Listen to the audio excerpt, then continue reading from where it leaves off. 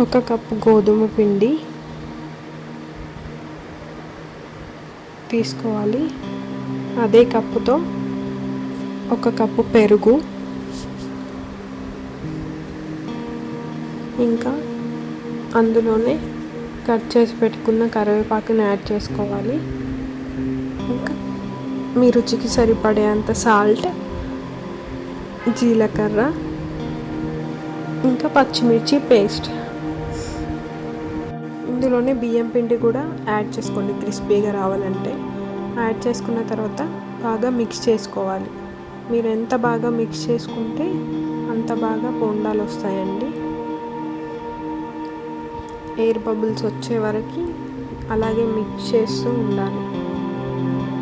చాలా ఫోర్స్గా 5 మినిట్స్ అలా 5-10 మినిట్స్ మిక్స్ చేస్తూ ఉండండి.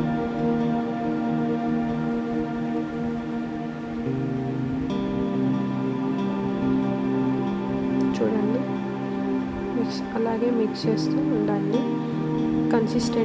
కన్సిస్టెన్సీ అనేది చూడండి, ఇలా బోండాలు వచ్చే విధంగా బాగా మిక్స్ చేయండి.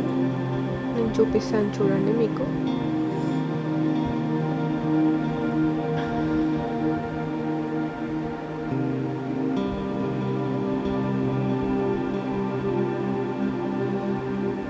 చూడండి, అలా రావాలి కన్సిస్టెన్సీ అనేది.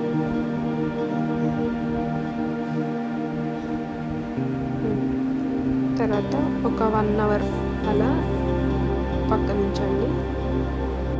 2 అవర్స్ ఉంచితే చాలా బాగా వస్తాయని. మీకు టైం లేదనుకుంటే 1 అవర్ ఉంచుకోండి. 1 అవర్ తర్వాత చూడండి, పిండి చాలా సాఫ్ట్గా అయ్యింది. తర్వాత ప్యాన్ పెట్టుకొని ఆయిల్ హీట్ అయిన తర్వాత చూడండి, అలా బోండాల షేప్లో వేస్తూ ఉండండి.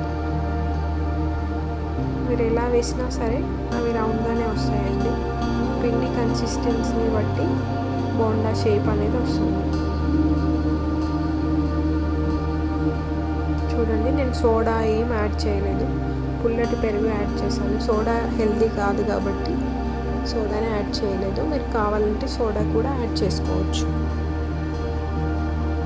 చూడండి, అలా తిప్పుతూ ఉండాలి.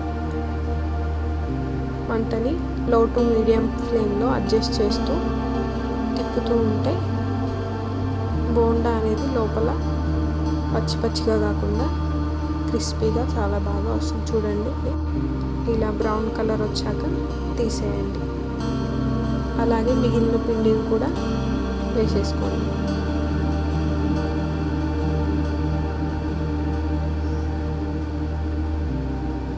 చూడండి, హోటల్లో లాగా చాలా బాగా వస్తుంది. హోటల్లో ఏంటంటే మైదా పిండి యూజ్ చేస్తారు. మనం హెల్తీగా ఉండడానికి గోధుమ పిండిని యూజ్ చేసుకొని ఇలా healthy and crispy tasty bonda ready. Oil కూడా ఎక్కువ పట్టుకోదండి దీనికి. Thank you for watching.